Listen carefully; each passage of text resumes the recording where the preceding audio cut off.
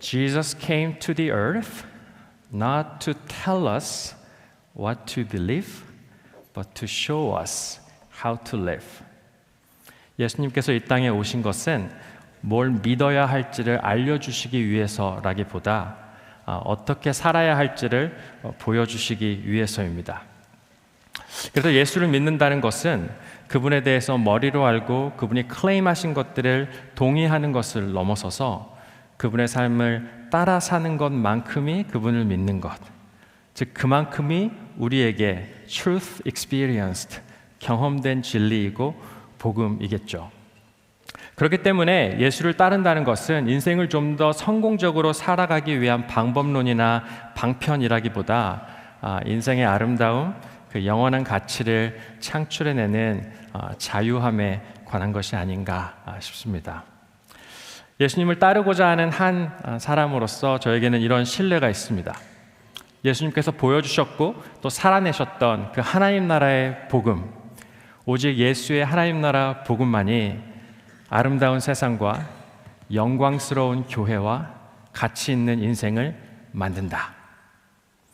오직 예수의 하나님 나라 복음만이, 그분을 따라서 사는 삶, 그의 다스리심 아래서 살아가는 그 신비로운 은총의 현장만이 아름다운 세상과 영광스러운 교회와 가치 있는 인생을 만든다. 그분을 따라 산다는 것은 어떻게 산다는 얘기일까요?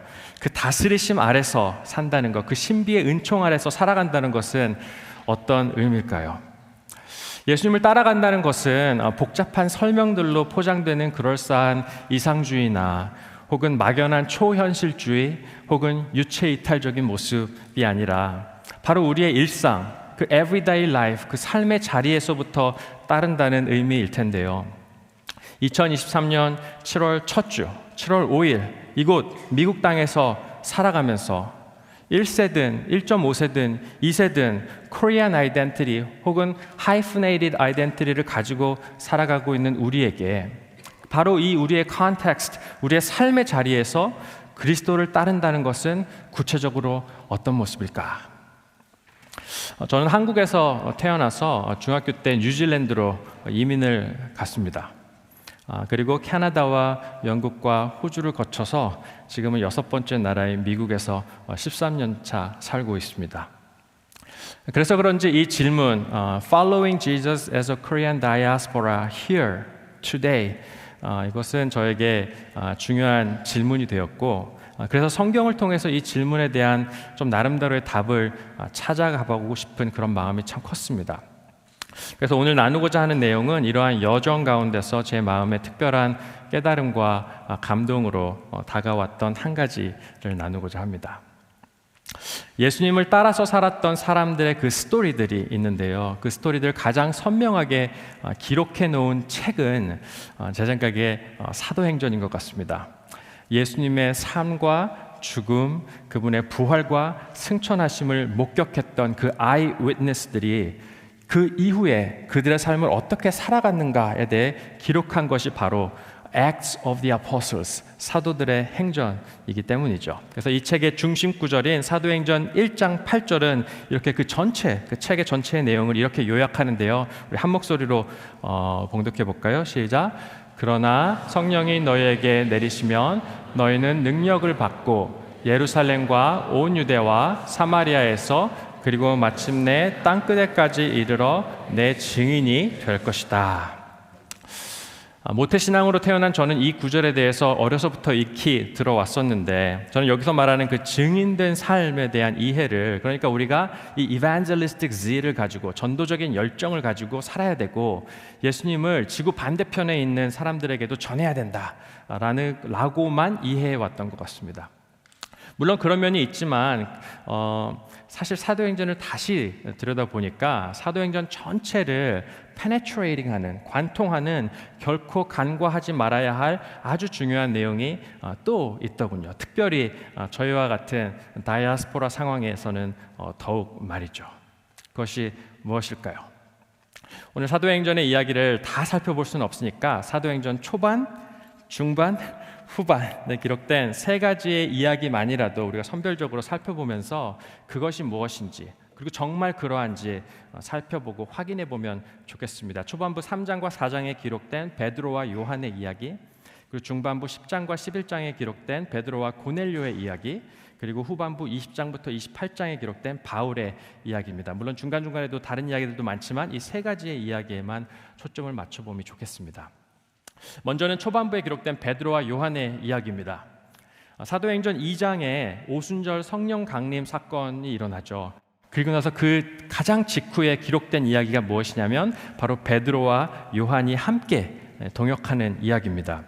하나의 에피소드가 아니고요, 3장, 4장 그 두 챕터 전체가 이 둘이 함께하는 이야기를 담아내고 있고, 여러 모양으로 살펴보면 사도행전의 저자인 누가는 이 두 명이 함께하고 있다라는 대목에 우리의 시선을 집중시키는 듯합니다. 저는 요한을 되게 좋아합니다. 성경의 인물을 가리켜서 뭐 좋고 싫고가 어디 있을까 싶지만은 그래도 좀 더 정이 가고 매력적인 인물이 저에게는 이 요한인데요. 요한의 삶을 생각해 보면 성경에 그가 어떤 사람이었는가에 관한 힌트들이 좀 있습니다. 전반적으로 요한은 굉장히 사색적이고 철학적인 사람이었던 것 같습니다. 말이 그렇게 많지는 않지만 가끔씩 입을 열고 말을 할 때면 그 생각이 굉장히 깊은 그런 사람 있잖아요. 요한복음과 다른 복음서만 비교해봐도 요한은 분명 색다릅니다. 표현 하나하나가 컴프레시브하고 함축적이고요, 개념들이 있고 또 vocabulary도 그렇게 좀 다르죠. 그래서 다른 복음서에서는 이런 일이 있었다, 예수님이 이렇게 말씀하셨다 이렇게 표현한다면 요한은 남다르게 태초에 말씀이 계셨다, 그 말씀이 하나님과 함께 계셨고 그 말씀이 하나님이셨다, 그는 생명이고 빛이시다. 뭔가 다르지 않습니까? 정교하고 상징적이고 예언자적이죠. 요한의 성향을 유추해 보게 됩니다. 한 번은 예수님이 요한에게 별명을, 닉네임을 주셨던 적이 있는데 우레의 아들, 천둥의 아들, Son of Thunder라는 별명이었죠. 이걸 보면서 어떤 사람들은 요한이 ENFP였을 것이다, 다혈질이었을 것이다 라고 생각하는 사람들도 종종 있는데, 잘 살펴보면 그렇지는 않은 것 같습니다. 이건 요한의 어떤 외면적 성향이라기보다 내면적인 야망, 우월감 혹은 경쟁심을 드러내는 듯 하는데요. 그래서 언젠가 조용히 예수님을 찾아와서 선생님, 영광 받으실 때 우편에 좀 앉혀주시겠습니까? 청탁하는 장면도 나오죠. 천둥 같은 그 경쟁심 말입니다. 지고는 못 사는, 다른 사람 좀 무시하는 약간 그런, 이렇게 사색적이고 깊이 있고 그러면서 약간 우월감 있는 그런 요한인 것 같은데, 이런 요한과 계속 부딪혔던 사람이 있습니다. 누굴까요? 베드로인 것 같습니다. 둘은 성격이 참 다르죠. 베드로야말로 다혈질 행동파입니다. 사색과는 거리가 멉니다. 나서기를 좋아하고 요한과 분명 시시때때로 부딪히지 않았을까요? 그걸 어디에서 알 수 있냐면요, 마태복음 18장을 보면요, 마태복음 18장에 보면 예수님께서 용서에 대해서 제자들을 가르치시는 장면이 등장합니다. 그러자 그 말을 듣고 있던 베드로가 예수님께 손을 들고 질문을 하는 게 21절입니다. 그때 베드로가 예수께 나와서 말하였다. 주님, 내 형제가 나에게 자꾸 죄를 지으면 내가 몇 번이나 용서해 주어야 합니까? 7번까지 하여야 합니까? 여기서 질문, 베드로가 이거 왜 물어봤을까요? 정말 몇 번을 용서해야 되는지 theoretically 궁금해서 물었을까요? 아니면 듣다 보니까 자꾸 마음에 거슬리는 누군가가 있었을까요? 두말할 나위 없이 누군가 자꾸 눈에 밟히니까 질문했겠죠. 나 진짜 많이 참았는데 you know, 예수님? 더 참아야 됩니까? 라는 의도가 아니겠습니까? 누구 때문에 그랬을까요? 요한일 겁니다. 단순 무식하지만 용감한 예수님의 수제자 베드로. 그런데 조용히 말도 없으면서 사색적이고 가끔씩 한마디 툭 던지는데 그거를 베드로의 입담으로는 도저히 막아낼 수 없는, 이 나이도 어린 것이 한마디씩 하는데 가만히 생각해보면 또 맞는 말이고, 베드로가 수제자라고 생각하는데 자꾸 예수님 옆에 가서 기대 앉고, 그리고 들려오는 말로는 영광 받으실 때 우편에다가 앉혀주십시오 라고 말했다던 요한, 그것도 엄마 부대까지 동원해서, 게다가 둘 다 같은 출신이지 않습니까? 어부 말이죠. 그런 요한과 베드로의 미묘한 관계는 그 복음서에서 계속해서 등장합니다. 그러다가 요한복음 21장에 가면 참 짓궂죠. 요한복음 누가 썼죠? 요한이 썼죠. 베드로와 부활하신 예수님이 갈릴리 호숫가에서 다시 만나는 장면이 등장하는데요. 예수님을 3번이나 부인하고 떠났던 베드로, 예수님이 그를 찾아오십니다. 그러면서 네가 나를 사랑하느냐 물으시고, 그러면 내 양을 먹이라 라고 말씀하시는, 그리고 나서는 이제 19절에 보면 이내 곧 베드로의 순교를 암시하시는 말씀을 하시는데, 상상해 보십시오. 베드로에게 얼마나 중요한 순간이고 회복의 순간이고 감동의 순간이고 숙명적인 다짐의 순간입니까? 그런데 이 다음 절이 어떻게 되는지 보실래요? 20절입니다. 베드로가 돌아다 보니 예수께서 사랑하시던 제자가 따라오고 있었다. 이거 요한이 자기한테 대해서 써놓은 표현입니다. 부인한 베드로, 예수께서 사랑하시던 제자. 약간 베드로 놀리는 분위기. 이런 극적인 장면에 또 누가 나타나죠? 제발 너만큼은. 이런 요한이 등장합니다. 왜 지금 나타나는지. 또 요한이 여기서 자기를 또 뭐라고 소개하냐면 마지막 만찬 때 예수의 가슴에 기대어, 정확하게 번역하면 주님을 부인할 자가 누굽니까? 누구예요? 베드로죠 라고 물었던 사람이다 라고 자기를 소개합니다. 베드로 입장에서 얼마나 얄밉고 뼈아픈 말입니까? 요한도 참 웃겨. 이거 막 써놓고 만약에 베드로가 요한복음 나중에 읽었으면 진짜 열받을 것 같아요. 그리고 그 다음 구절을 보면 베드로가 그를 보고 물었다. 주님, 얘는 어떻게 되겠습니까? 주님, 제 순교에 대해서 말씀해 주신 거 감사한데 얘는 어떻게 하시렵니까? 그러니까 예수님이 뭐라고 하시죠? 그게 너랑 뭔 상관이 있느냐? 너는 나를 따라라. 베드로에게도 요한에게도 서로가 진상 같은 존재였던 것 같습니다. 정말 안 맞는 관계죠. 심지어 예수 공동체 내에서 3년을 먹고 자고를 했는데도 말이죠. 복음서에 드러난 이러한 사연들을 좀 알고 보면 사도행전 3장과 4장이 얼마나 다르게 읽히는지 모릅니다. 3장 1절입니다. 오후 3시에 기도 시간이 되어서 베드로와 요한이 성전으로 올라가는데, 상상이 가십니까? 2명의 원수되었던 관계가 함께 걸어가고 있는 바로 이 장면. 성전을 향해서 함께 기도하러 올라가는 이 장면 말이죠. 사실 헬라어 원문을 보면요, 그 페트로스 카이 요하네스 문장, 이 문장 제일 앞에 있는데요, 이게 제일 강조되는 말이거든요. 베드로와 요한이 약간 베드로와 요한이 약간 이런 분위기입니다. 근데 이 급작스러운 화해와 회복의 장면, 오순절 이후에 이 장면에 또 다른 절망과 좌절에 고개 숙였던 한 사람, 걷지 못했던 한 사람이 들어옵니다. 그런데 베드로와 요한이 이 사람에게 뭐라고 했는지 바로 그 문장 기억하십니까? 뭐라고 하냐면요, 우리를 보시오. Look at us입니다. 우리를 보시오. 이 우리를 보시오가 Hey, 여보셔, what's up? 이런 말이 아닙니다. 내 눈을 보십시오 이게 아니고요, 내 손에 무엇이 들렸는지를 보십시오도 아닙니다.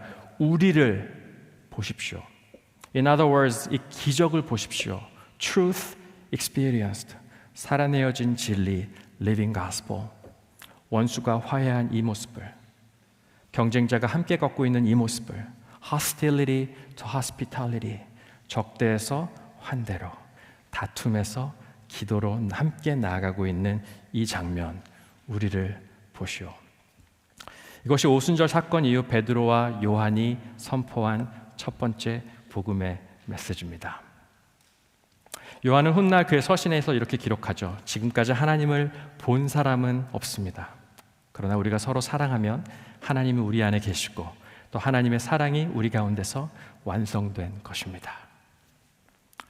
그리고 이 장면을 가리켜서 누가는 beautiful gate, 아름다운 문이었다라고 재차 표현하면서 이 아름다운 문 앞에서 한때 원수되었던 사람들의 용서와 화해가 또 다른 치유와 회복으로 연결되어져 가는 신비를 누가는 그려내고 있습니다. 이것이 사도행전의 초반부 3장과 4장의 이야기입니다. 그리스도를 따르는 무리들의 첫 걸음은 이렇게 용서와 화해의 모습임을 그려내고 있는 것이죠. What they do, 그들이 무엇을 하느냐도 중요하겠지만 who they've become, 그들이 어떤 사람이 되었는가, 바로 이 용서의 사람, 화해를 선택하는 사람들이 되어져 가고 있음에도 주목할 필요가 있겠다 싶습니다. 그리고 사실 그 이후에도 마찬가지입니다. 5장, 6장, 7장, 8장에 거쳐서도 핍박 가운데 용서하는 사람들의 이야기, 일곱 집사 뽑을 때도 유대인과 이방인 간의 민족 간의 갈등을 화해로 전환시켜 나아가는 이야기, 용서를 외치며 순교한 스데반의 이야기, 금기의 선을 넘어서 사마리아와 에디오피아로 나아가는 용서와 화해의 이야기로 이 제자들의 발걸음은 계속되더라는 것이죠. 예수님을 따른다는 것은 무엇일까? 생각해 보게 하는 대목입니다. 사도행전을 관통하는 이 용서와 화해의 삶은 사실 베드로와 고넬료의 이야기에서 가장 선명하게 드러나는데요. 누가는 이 이야기를 얼마나 강조하고 싶었던지 10장에서 한번 이야기 쫙 하고 11장에서 다시 스토리텔링으로 또 말해주면서까지 우리의 이목을 이 이야기에 집중시킵니다. 잘 아시는 것처럼 베드로는 아까 그 3장 이후에 사도행전에서 정말 열심히 사역합니다. 하지만 유대인들에게만 나아가고 이방인들을 등한시했다는 사실도 잘 알고 계시죠. 그런 그에게 하나님께서 어느 날 환상 가운데 찾아오셔서 유대인들의 정결법에 의하면 부정한 음식들을 쫙 차려주시고는 이것들을 잡아먹으라 라고 요구하십니다. 그러다 베드로가 질색을 하죠. 그러면서 주여 그럴 수 없나이다. 속되고 깨끗하지 아니한 것을 내가 결코 먹지 아니하였나이다. 그래서 두 번째 소리가 들립니다. 하나님께서 깨끗하게 하신 것을 네가 속되다고 하지 말아라. 그리고 그 다음 절에 보면 이런 일이 3번 있은 뒤에 그 그릇이 하늘로 들려서 올라갔다 라고 하면서 그 비전을 마무리하죠. 이런 과정을 통해서 결국 베드로는 long story short 로마 군대 장관 고넬료의 집으로 향하게 되고 복음을 나누고 이내 회심이 일어납니다. 이방인에게 나아가기를 꺼려했던 유대인 중심적인 어떤 베드로의 세계를 엿보게 되는 측면이 있죠. 여기서 질문, 베드로는 왜 그랬을까요? 왜 이방인에게 나아가기를 꺼려했을까요? 그저 개인의 성향이었을까요? 유전적인 요소가 좀 그랬을까요? 우리가 소위 말하는 언어의 장벽, 헬라어가 좀 딸리는 어떤 언어의 쑥스러움 때문이었을까요? 그럴 수도 있겠지만 시대적이고 역사적인 배경에서 그 불가피한 연결점들을 찾아봐야 할 부분들이 있습니다. 베드로가 자라났던 환경은요, 전 세계를 제패했다고 스스로 여기는 대로마 제국이 이스라엘을 식민지로 다스리고 있었던 정치적 상황임을 기억해 볼 필요가 있겠다 싶은 것이죠. 벌써 37년 전입니다. 1986년에 두 명의 형제가 이스라엘 갈릴리 호수 북서쪽에서 낚시를 하고 있었는데요. 그러다 흥미로운 발견을 하나 합니다. 이제 그 비가 많이 안 와서 이제 수면이 좀 내려가면서 땅이 좀 드러나게 됐고 두 형제는 그게 신기해가지고 내려서 좀 걷다 보니까 발에 뭐가 밟히는 겁니다. 그래서 나중에 그걸 발굴해 보니까 아마도 1세기에 그러니까 예수님께서 사시던 그 시대에 존재했었던 것으로 추정되는 fisherman's boat, 어선이었다는 것이죠. 그래서 그 배에 붙은 별명이 Jesus Boat입니다. 그런데 이 배에 대해서 아주 인트레스팅한 게 관찰됩니다. 갈릴리 호수는 이스라엘 북쪽에 위치하면서 레바논과 접견 지역에 있죠. 근데 레바논이 뭐로 유명하죠? 레바논의 백향목 이렇게 하죠. 견고하고 쭉쭉 뻗은 목재들입니다. 130피트 정도의 높이고 트렁크도 이만한 백향목. 배를 만들려면 당연히 배 만들기 가장 좋은 목재이고 그 인근에 그래도 흔한 백향목이어야 할 텐데 희한하게도 1세기에 존재했던 이 배는 백향목이 아니고 자그마치 10종류의 값싸고 약한 나무 조각들, 스크랩 우드로 조합되어 있더라는 것이죠. 뿐만 아니라 여러 차례에 걸쳐서 리페어하고 꿰맨 흔적들이 있었습니다. 왜 그랬을까요? 백향목은 다 어디 갔을까요? 이방인에게 간 것이죠. 아수르에, 바벨론에, 로마에. 당시 로마의 집들은 백향목으로 지어지고 있었을 것입니다. 유대인들에게 이방인이라는 존재는요, 특별히 이 시대의 로마인이라는 존재는 착취의 가해자이고 오늘날의 직접적인 가난, 경제적 궁핍과 어려움의 가해자가 되는 존재. 빼앗아갔고 탈취했고 내 인생을 망쳤고 우리 가족을 망치고 우리 나라를 망하게 하고 있는 우리 민족의 원수 트라우마적 존재입니다. 이런 착취와 폭정이 계속되는 게 식민시대가 아닙니까? 이런 이야기도 있습니다. 주전 4년과 서기 6년, 그러니까 예수님의 탄생 전후 즈음의 이야기고 베드로는 아마 어린아이였을 그 시절인데요. 아주 트라우마적인 사건이 하나 벌어집니다. 나사렛으로부터 4마일, 되게 가깝죠. 4마일 떨어진 곳에 세포리스라는 도시가 있었습니다. 굉장히 생소한 이름이죠. 왜냐하면 성경에는 등장하지 않는 도시라서 그런데요. 어째서 그러한가? 바로 그 도시에서 그 질럿이라고 말하는 열심당원들의 리볼트, 반란이 벌어집니다. 당시 강경파 유대인들이 헤롯 체제와 로마 제국의 갈릴리 지도의 그 지부의 그 행정 도시였던 세포리스를 어택한 건데, 그때 로마 총독이 로마 군대와 기병대를 파병하면서 이 반란을 진압하는데, 그 진압의 정도를 어디까지 하냐면 세포리스 도시를 전멸시킵니다. Ground Zero. 그 도시의 이름이 성경에 등장하지 않는 게 왜 그러냐면 전멸돼서 그렇습니다. 다 죽인 겁니다. Ground Zero. 역사가 요세푸스에 의하면 그때 로마인들이 죽이고 또 나머지는 다 노예로 팔아버렸는데, 우리식으로 말하면 이 세포리스 항쟁을 강경 진압하기 위해서 공수부대 같은 계엄군을 동원해서 진압했는데, 다시는 권력에 도전하는 이런 행패를 부리지 말라는 공포 메시지를 주기 위해서. 게다가 세포리스로 들어가는 그 길목 가로의 양쪽에 자그마치 2,000개의 십자가를 세워서 2,000여 명의 반란군을 십자가로 처형합니다.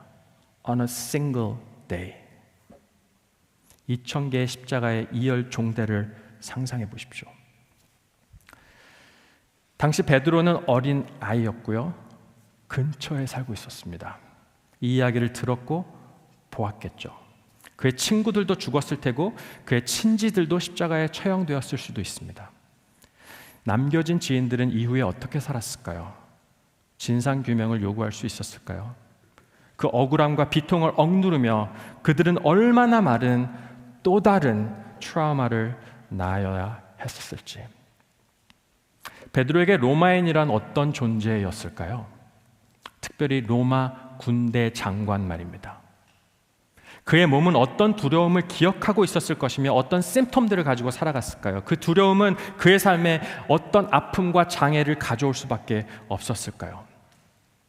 복음서에 보면 예수님의 어머니 마리아는 자주 등장하는데 아버지 요셉은 잘 등장하지 않죠. 왜 그럴까요? 짐작컨대 세포리스로 들어가는 길목에 세워졌던 그 2,000개의 십자가, 그 십자가 누가 만들었을까요? 로마 군인들이 그 일일이 직접 만들고 있었을까요? 아니면 세포리스에서 가장 가까운 동네가 어디죠? 나사렛. 그 나사렛에는 누가 있었을까요? 어떤 목수들이 있었을까요? 수년 뒤에 시간이 지나고 나서 그 도시 재건 공사가 시작되는데 그 재건 공사에 동원되었던 인부들은 누구였을까요? 요셉이 아마도 일찍 단명했던 것으로 알려져 있는데 그가 그렇게 단명해야만 했었던 그 배경에는 어떤 역사적 사연과 아픔이 있었을까요? 또 세포리스는 예수님의 어머니 마리아의 출생 지역으로 알려져 있습니다. 분명 그 도시에는 예수님의 친척들이 있었겠죠. 그것은 예수님의 가족들에게 어떤 의미로 기억되었을까요? 아까 그 질문으로 돌아와서 베드로에게 이방인 로마 군대장 고넬료에게 가서 복음을 전해라. 어떤 의미였을까요? 이방인들에게 복음을 전한다는 것은 그저 말이 잘 통하지 않는 이에게도 가서 복음을 나누라는 정도의 의미가 아닙니다. 언어를 배우고 문화적 차이를 극복하고 타향살이를 하는 외로움을 무릅쓰고서라도 지구 반대편에 있는 사람을 찾아가서 나는 알고 그는 모르는 정보를 전달하라는 것이 아닙니다. 오랜 갈등과 미움, 혐오를 넘어가라는 소명입니다. 혐오와 상처, 아픔들에 대한 용서와 회복, 화해와 평화를 향한 부르심이 아니겠습니까? 역사의 장벽을 넘어가라는 소명입니다. 인종과 문화, 민족과 언어적 장벽을 넘어가라는 소명입니다. 경제적 장벽, 정치적, 심리적, 사회적, 환경적, 지역적 장벽을 허물라는 소명, 그 선을 넘어가자는 초청, 바로 용서와 화해, 공생과 평화를 향한 부르심이 아닙니까? 하나님 나라 운동은 이렇게 우리의 내면에서부터 시작됩니다. 오랜 편견을 마주하는 것에서부터 시작됩니다. 역사적 신화와 내러티브들, 그 감정들을 디컨스트럭트, 해체하는 것에서부터 시작됩니다. 우리 민족의 혐오와 트라우마를 직시하는 것에서부터 시작됩니다. 지금 누리고 있는 것들, 이 기득권과 선호도들을 포기해야 될지도 모른다는 두려움을 기꺼이 극복하기 원하는 마음에서부터, 그 willingness에서부터 시작됩니다. 성령의 인격적인 도우심을 힘입어서 견고하게 세워진 막힌 담들을 허무는 데서부터 시작됩니다. 배제에서 포용으로, 무시에서 용납으로, 혐오에서 용서로, 무관심에서 지극한 관심으로, 적대감에서 환대로 말이죠. 그것이 바로 하나님 나라 복음 운동의 현장이 아니겠습니까? 그것이 바로 예수님께서 마가복음 1장 15절에서 말씀하셨던 회개와 믿음, repent and believe에 대해서 1세기 유대인들이 느꼈어야 했을 감정이자 이해일 것입니다. 예수님이 주이시기에, 왕 중의 왕이시고 황제 중의 황제이시기에, 게다가 평화의 왕이시기에, 그분이 이제 이곳에 계시기에 세상의 공동체적이고 구조적인 죄악들로부터 돌아서는 것 말이죠. 물론 개인의 죄, 도덕적인 죄, 마음속의 죄도 포함되겠지만 거기서 멈춰서는 안 됩니다. 우리 공동체와 사회 문화 속에 만연한 적대적이고 정서적인 내러티브들, 그 국민적인 분노들, 포악하고 폭력을 휘두르는 자들을 향한 트라우마적인 혐오, 그것을 향해 예수의 하나님 나라 복음을 말씀하고 계신 것일 테니 말입니다. 사도행전 10장은요 사도행전 2장으로 그 오순절 사건이 있은 뒤에 13년 정도 지난 시점의 이야기입니다. 꽤 많은 시간 흘렀고 예수님은 베드로를 기다리셨죠. 그리고 이제 그에게 환상 가운데 인도하십니다. 베드로야, 일어나 잡아 먹어라. 그래서 질색하며 베드로가 말했죠. 주여, 그럴 수 없습니다. 내가 결코 먹지 아니하였나이다. 주목해 보십시오. 이 일이 몇 번 있었다고요? 3번. 3번. 이 3번이라는 숫자는 베드로에게 있어서 사연이 있는 숫자죠. 3번. 그가 장작불 근처에서 달 기울기 전에 예수님을 부인했던 것이 3번입니다. 이내 갈릴리 호숫가로 그를 찾아오셔서 장작불을 켜시고 음식으로 먹이시면서 부활하신 예수께서 베드로를 용서하며 물으셨죠. 내가 나를 사랑하느냐? 내 양을 먹이라. 3 times. 3번 말입니다. 이 3이라는 숫자는 베드로에게 있어서 아픈 기억의 숫자고요, 돌이킴의 숫자이고요, 화해와 회복의 숫자이고요, 다시 한번 기회를 주시는 파송의 숫자가 아닙니까? 그리고 베드로가 이 환상을 본 지역의 이름도 누가는 소개하는데 그곳의 이름이 욥바입니다. 들어보신 적 있나요? 욥바. 이 지역에 얽힌 사연을 기억하시는지요? 구약에서 이 지역의 이름이 의미 있는 지명으로 등장하는 용례는 단 한 차례뿐인데 잘 아시는 요나 이야기에서입니다.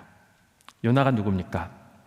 자민족 중심적인 선지자, ethnocentric한 선지자, 국가에 충성한 선지자, 하나님의 거룩한 소명을 받았고 하나님을 사랑했고 음성도 들었고 그분의 백성을 아끼고 돌보았고 문화적이고 지역적인 경계를 심지어 넘어서 다시스까지도 흔쾌히 나아갈 만한 헌신적인 민족의 선지자, 하지만 우리 민족이 가장 중요해라는 민족 중심주의를 벗어나지는 못했던 선지자, 하나님과 그분의 화해의 부르심보다는 그 국가에 대한 충정과 역사적 정서와 자존심이 조금 더 중요했던 선지자, 그가 머물렀던 도시, 그 갈등의 장소, 소명을 저버렸던 장소, 그 장소가 바로 욥바입니다.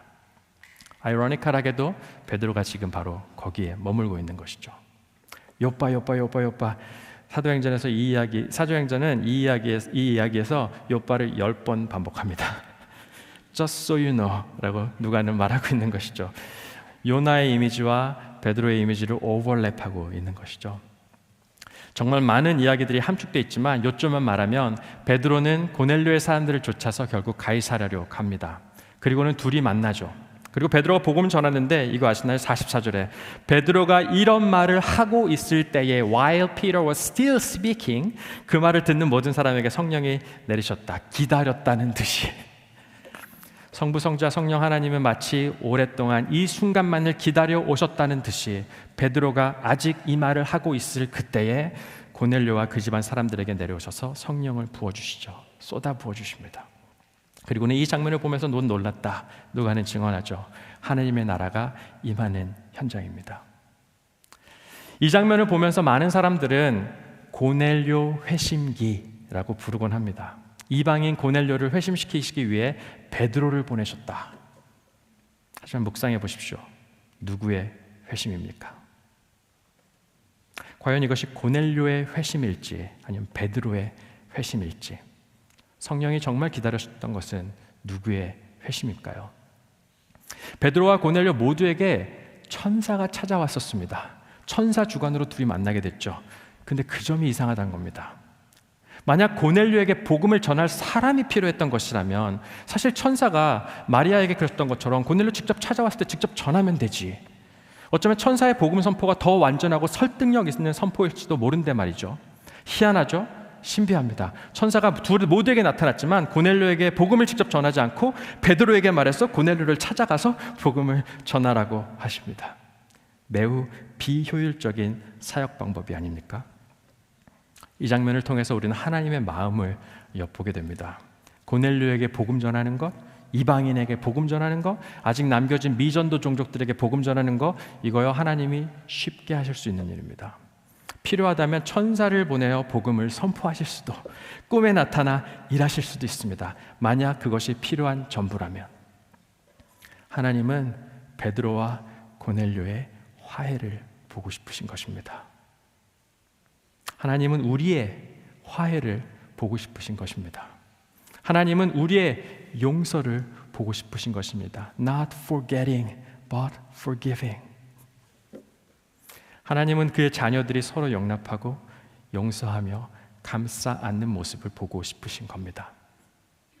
하나님은 베드로의 회심을 기다리셨습니다. 오랫동안 묵혀왔던 혐오와 트라우마와 prejudice, 그 편견과 역사적인 장벽들, 그 교만의 역사, 행포와 폭력과 압제와 두려움과 거짓들, 우리 문화를 장악하고 있는 이데올로지, 예수님은 우리를 자유케 하고 싶으신 것이죠. 이 모든 결박으로부터 아페시스, 해방시키고 싶으신 것입니다. 베드로도 이제는 깨달은 것 같습니다. 그래서 고넬료에게 복음을 전할 때 그는 그 예수의 복음을 이렇게 표현합니다. 만민의 주님이신 예수 그리스도를 통한 평화의 복음이라고 말입니다. 예전엔 전도하고 선교한다고 하면 복음을 모르는 이에게 복음을 알려주는 것이 선교라고 생각했었습니다. 그것이 바로 사도행전의 선교행전이라고, 예루살렘과 온 유대와 사마리아와 땅끝까지 복음이 증거되는 것, 그 복음의 어드밴스먼트 말이죠. 그런 부분이 분명히 있는데요, 사실 요즘은 그런 task oriented 된 용어보다는 치유하시고 회복해 나아가시는 하나님의 마음이 풀어져 나아가는 여정이구나라는 것을 훨씬 더 공감이 갑니다.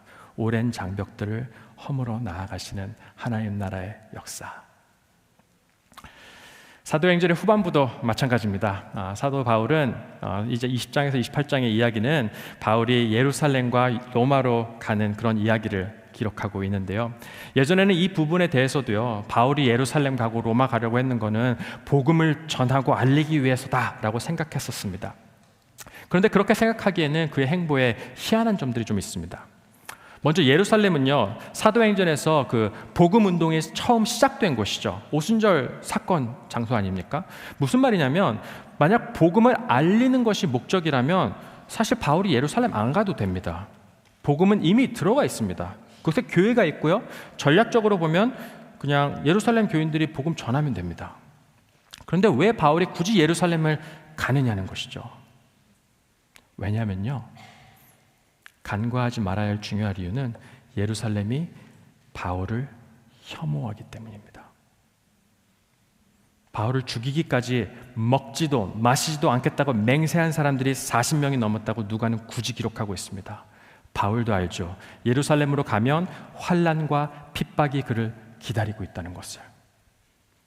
만약 바울의 전도와 설교 사역으로 인해 몇 명이나 구원받았는가라는 것이 그 사역의 평가 기준이라면 바울의 예루살렘 사역은 결코 성공적이지 않습니다. 그가 예루살렘에 가서 한 일이라곤 맞아주는 일밖에 없습니다. 얼마나 심하게 맞았냐면 천부장이 그걸 보다가 바울이 그들에게 찢겨 죽을까 염려되노라고까지 기록하고 있습니다. 죽기까지 맞았습니다. 근데 그거 아시나요?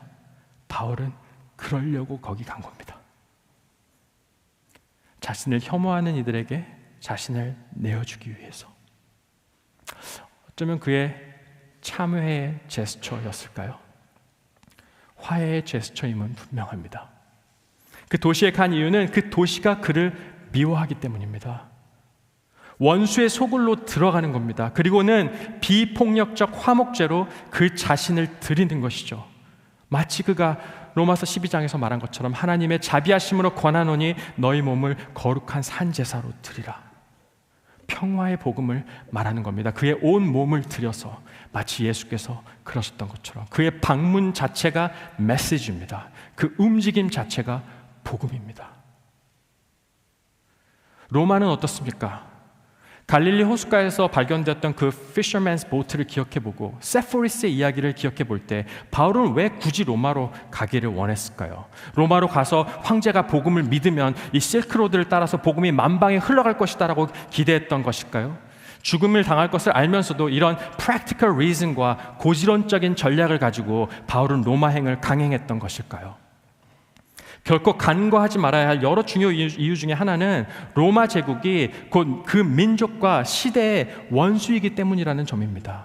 로마는 곧 바울의 니느웨이고 바벨론이며 그 시대의 고넬료가 아닙니까? 그리스도 안에 새로운 피조물에게는 화목하게 하는 직분을 주셨다. 바울은 이야기하죠. 용서와 화해의 채널, 그 앰바서더가 되어 사는 것이 곧 그리스도인의 정체성이며 예수를 따르는 삶이라고 바울은 거듭 강조했습니다. 그것은 바울에게 있어서 거창한 이론이나 유토피아적 드림이 아니라 바울의 일상의 가치였고요, 방향이었음을 누가는 증언하고 있는 것이죠. 사도행전 서두 2장에 기록된 그 미라큘러스 사건, 오순절 사건을 기억하시죠? 성령 강림 때 수천 명이 한꺼번에 회개했던 그 대단한 부흥 사건 말입니다. 근데 거기에 비해서 사도행전의 이 마지막 두 절은 쇼킹합니다. 너무나 소박하고 너무나 평범하고 너무나 일상적입니다. 바울이 for 2 years 자기 셋집 그 rented house에 머물면서 자기에게 오는 사람을 다 영접하고 하나님 나라를 전파하며 주 예수 그리스도에 관한 모든 것을 담대하게 거침없이 가르치더라. 사도행전이 증언하는 바울의 마지막 모습은 기적적이지도 대범하지도 영웅적이지도 않습니다. 그저 세상이 주목하지 않는 듯한 로마의 렌티드 하우스에서 그를 찾아오는 이방인들을 환대하며 사랑하고 그가 이해하는 예수와 그 삶을 나눌 뿐입니다. 사도행전 이 말미에서 누가는 우리에게 외치는 듯합니다. 땅 끝까지 전파되는 예수의 하나님 나라 복음은 작은 새빵살이에서 이 제국적 삶과 경쟁에 치여서 사연 있고 아픔 있는 사람, one person at a time, 그 한 사람 한 사람을 웰컴하고 용납하고 그 이야기를 듣고 포용하는 삶의 현장에서 비로소 참으로 영광스럽게 빛나게 되는 것이라고. 코스탄 여러분, 사도행전 전체를 관통하고 있는 하나님의 마음, 그 절실한 마음이 느껴지시나요? 용서와 화해와 환대에 대해 진심이신 그 마음 말입니다. 주님을 따른다는 것은 이런 주님의 마음에 합하여져 가는 여정과 그 행보가 아닐까요? 우리 각자의 삶의 자리가 다르고 각자를 향한 부르심이 다양하기 때문에 어떤 획일적이고 보편적인 적용점을 제시하기보다는 이러한 주님의 마음에 비추어서 우리의 삶의 자리를 진지하게 reflect, 반추해 보는 것, 그리고 그 하나님 나라에 비추어서 대안적인 세상에 대한 상상력을 발휘해 보는 것이 우리의 질문이겠다 싶습니다. 이 복잡한 내러티브들의 세상 속에서 성령의 오케스트레이션에 의지하여서 우리들 각자의 다양한 노력들과 시도들은 결국 합력해서 선을 이루어 나갈 테니까요. 용서에 대한 예수님의 말씀을 듣던 중에 베드로의 마음에 걸리는 사람이 있어서 예수님께 그가 손들어 질문했었던 것처럼 어쩌면 오늘 이 말씀을 헤아려 보며 베드로가 요한에게 그랬던 것처럼 여러분의 마음에 계속해서 걸리고 밟히는 존재가 있으셨을지요. 그동안 그로 인해서 그렇게 괴로웠고 그렇게 분노해야만 했던 그런 사람 말입니다. 혹은 환대해야 할 대상이 떠오르셨을지요? 누군가는 이렇게 표현했었죠. 사랑의 반대말은 미움이 아니고 무관심이다. 매일 스치는 우리의 일상 가운데서 전혀 관심 없고 무관심했던 존재이지만 바울이 자신의 새방에서 그러했던 것처럼 어쩌면 우리의 삶의 공간을 열어서 환대하고 웰컴하고 싶은 그런 대상이 떠오르지는 않으셨을지요. 2023년 7월 5일입니다. 이곳 미국 땅에서 살면서 1세든 1.5세든 2세든지 간에 Korean Identity 혹은 Hyphenated Identity를 가지고 살면서 그리스도를 따라 산다는 것은 구체적으로 어떤 모습일까 헤아려 봅니다. 그러면서 우리가 처한 현실과 이 시대적인 서사들을 떠올려 보면 지난 몇 년 우리가 공통적으로 경험했던 일들을 반추해 보자면 인종 갈등과 그 오랜 불의함으로 분노와 표출이 최고조로 치닫는 시간들을 우리는 보내오지 않았었는지요. Anti-Asian hate, 불안해했던 경험은 어떠합니까? 팬데믹을 지나오면서 사회, 경제, 계층 간의 그 분노와 혐오는 어떠했습니까? 세대 간의 단절과 그 무시는 더욱 노골적이 되어지고 나라와 나라 간의 물리적인 또 관계적인 벽이 세워지고 원색적인 비난이 일삼아지고 내부 갈등은 고조되고 어느 조직이든 공동체이든 리더십을 향한 불신은 높아지고 모든 것이 everything is politicized. 모든 것이 정치화되어지고 정치적 양극화는 더욱 극단으로 치닫고 있고 남녀 간에 존재했던 그 오랜 억압과 착취가 수면 위로 드러나는 시대를 살아가고 있지 않습니까? 알고리즘에 놀아나고 있는 것은 아닌지 불안할 정도로 나와 다른 생각을 가진 사람들을 향한 내 내면의 혐오와 무시는 사실 우리 안에서 이미 깊이 자리 잡고 있지는 않을런지요. 클라이밋 체인지와 환경보호에 대한 경각심은 매우 높아지지만 과연 나 혼자 아둥바둥 되는 것은 아닌지 싶은 원망감마저 드는 시대를 살고 있는 것 같아서 분노가 치밀어 오를 때가 있지 않습니까? 바로 이런 세상에서 reconciliation of all things in Christ, 모든 만물의 화해, 그리스도의 경륜, 하나님의 비밀, 모든 만물의 연합, 용서와 화해와 환대를 향한 주님의 부르심과 그에 대한 우리의 진지한 responsive engagement는 우리에게 어떤 상상력과 창의력을 발휘하도록 인도해 줄런지요. 2023년 7월입니다. 이는 세계 유일 분단 국가인 조국 한반도에서 한국 전쟁이 발발해서 수백만 명의 사상자를 낸 뒤에 3년 뒤인 1953년 7월 꼭 70년 전 이달 휴전 협정을 맺은 지 꼭 70년이 되는 해입니다. 전쟁의 트라우마와 그 이데올로기가 낳은 아픔과 상흔들이 오늘 우리의 가정과 사회와 문화 속에서 얼마나 여전히 우리를 속박하고 있는지요. 성경에 보니까 바벨론으로 엑사일을 갔던, 포로되어 갔던 이스라엘이 제국의 압제에서 해방돼서 70년 만에 다시 본래의 자리로 돌아갔고 그때 남유다와 북이스라엘이 하나 되어 예루살렘을 재건하기 시작했다고 하던데 휴전협정 70년을 지나고 있는 오늘 우리는 어떤 신적 계기를 갈망하며 용서와 화해와 환대와 해방을 염원하고 있을런지요.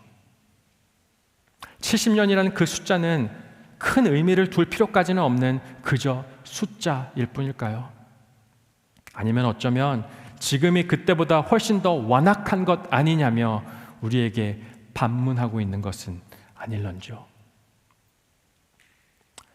하나님 나라는 모든 만물의 회복을 이야기하지만 그 회복을 이루어 나아가는 구체적인 시도는 결코 거대한 것으로부터 시작되지 않습니다. 그것은 사회 문화적인 편견, 역사적 장벽이 짐 지워놓은 우리 내면의 벽을 성령에 힘입어 넘어서는 것에서부터 시작됩니다. 그것은 그동안 무관심했던 이웃을 향한 관심에서부터 비롯되고요. 그동안 내 눈에는 들어오지 않았던 이웃의 존재를 인정하는 것에서부터 시작되고, 나와 다른 생각, 다른 가치관, 다른 배경, 다른 세상에서 살아가고 있는 이라고 여겼던 이들과 인격적인 대화가 시작되고 관계가 형성되는 것에서부터 시작되기 때문입니다. 팍스 로마나, 로마의 평화가 추구되던 시대에 팍스 크리스티, 그리스도의 평화를 추구했던 사람들이 바로 그리스도의 followers입니다. 폭력이 난무한 세상 속에서도 그들이 그렇게 용서하고 화해하고 환대를 선택할 수 있었던 그들의 그 믿는 구석은 It's because they knew who is in control. King of kings, Lord of lords, President of presidents, Prime Minister of prime ministers, Commander of commanders, Prince of peace, Jesus Christ our Lord Redeemer. He is still in control and forever will be. 이것이 바로 우리가 용서하고 화해를 선택할 수 있는 용기가 되어줄 우리의 믿는 구석입니다. 그리스도의 평화는 그리스도의 방법대로 일상을 살아가는 사람들을 통해서 서서히 누룩같이 성취될 것입니다. 하나님과 동등됨을 취할 것으로 여기지 아니하시고 그 거리감을 뚫고 그 바운더리를 넘어서 이 땅으로 찾아오신 예수 그리스도의 방법이 곧 평화의 발걸음이고, 사람들이 배척하던 삭개오의 집을 굳이 찾아가셔서 거하시기를 선택하셨고, 갈릴리 호숫가와 언덕에서 소외되고 무관심 속에 살아가던 이들에게 빵과 물고기를 나누어 주시던 그 환대의 예수 그리스도로부터 정의와 평화는 임하게 됩니다. 히브리서의 저자는 이렇게 이야기했었죠. 손님 대접하기를 잊지 말아라. 이로써 부지 중에 천사들을 대접한 이들도 있었느니라. 예수님도 말씀하셨습니다. 내가 진정으로 너에게 말한다. 너희가 여기 내 형제 자매 가운데 지극히 보잘것없는 사람 하나에게 한 것이 곧 내게 한 것이다. 그렇습니다. 우리가 그리스도를 좇아 우리의 바운더리를 넘어서 우리의 이웃들에게 다가갈 때 놀랍게도 우리는 그곳에서 천사를 만나고 그리스도를 만나게 될지도 모릅니다. 그리고 이 모든 과정을 통해 어쩌면 우리는 우리의 진정한 회심이 무엇이었어야 했는지 새롭게 경험하게 될런지도 모르겠습니다. 주님의 평화가 여러분을 끝까지 지키시기를 빕니다.